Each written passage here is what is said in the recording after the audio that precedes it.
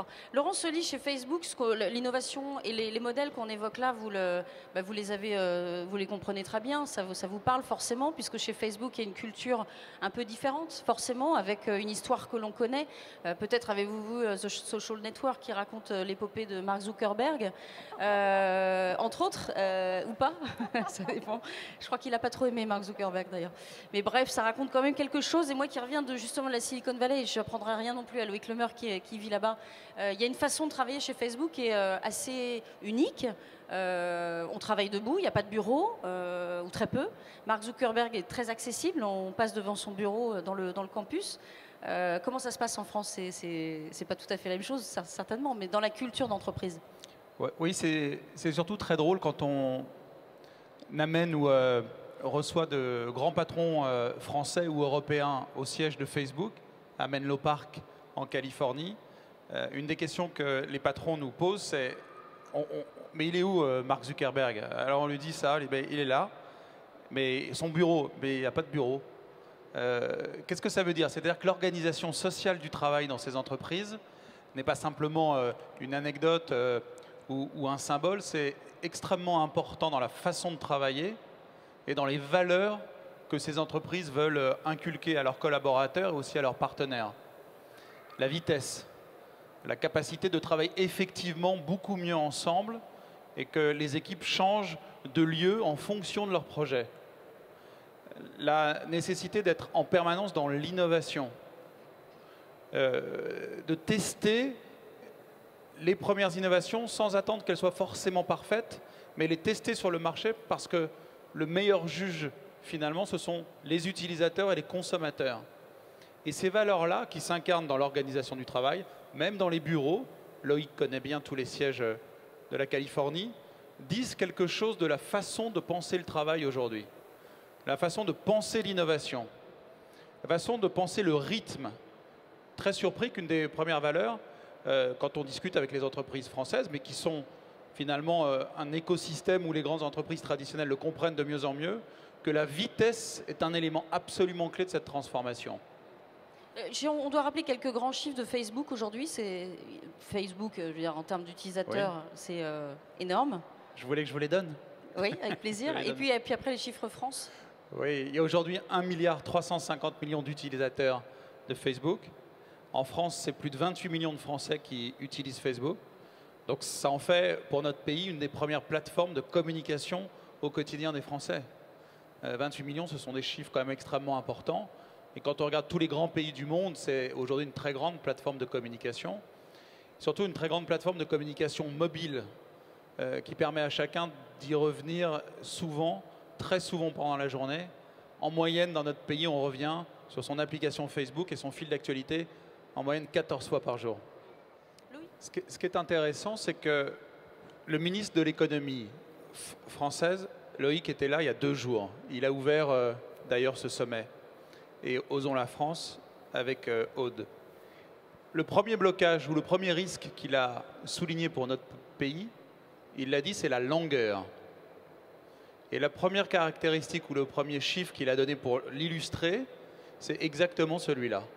Il a dit, regardez les entreprises du CAC 40, ce sont à peu près les mêmes depuis plus de 20 ans.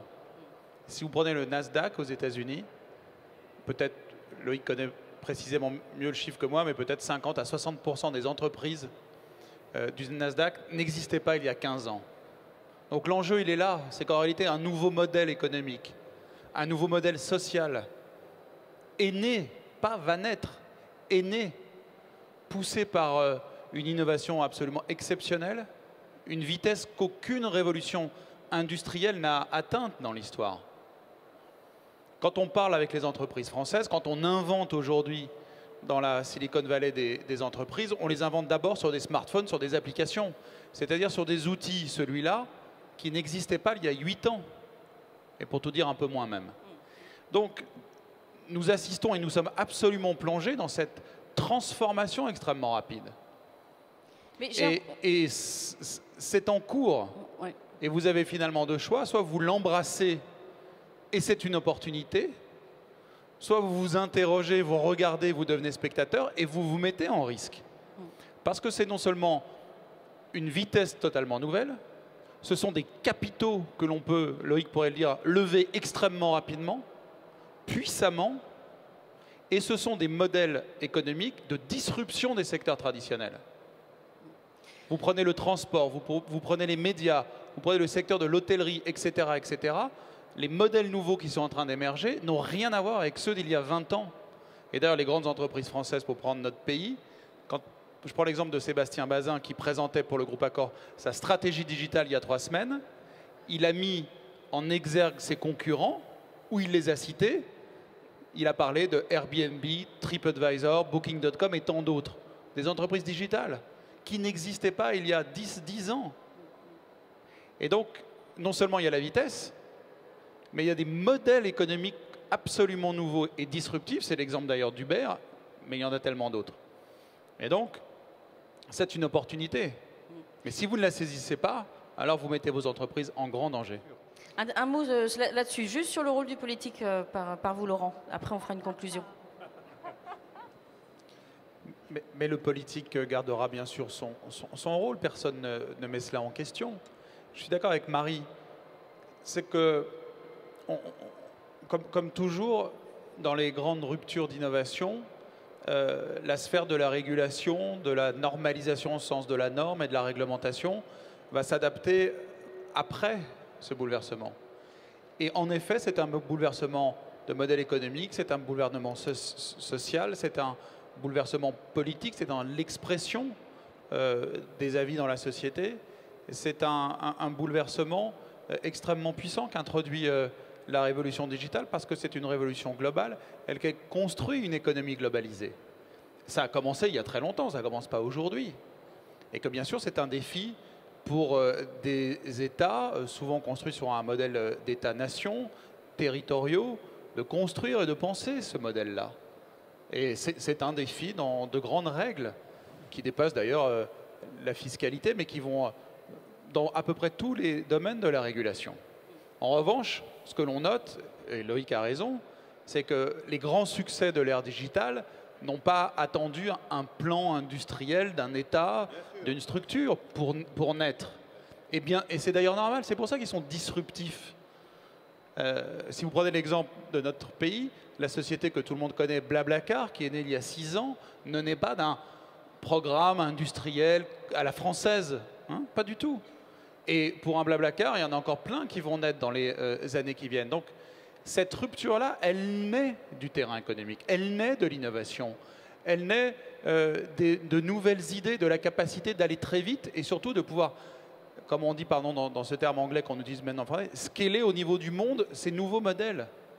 Eh bien oui, c'est un défi pour les grandes organisations de régulation, les États, pas que les États d'ailleurs, et le digital pour cela, et Marie a totalement raison, est aussi une disruption dans ce domaine-là.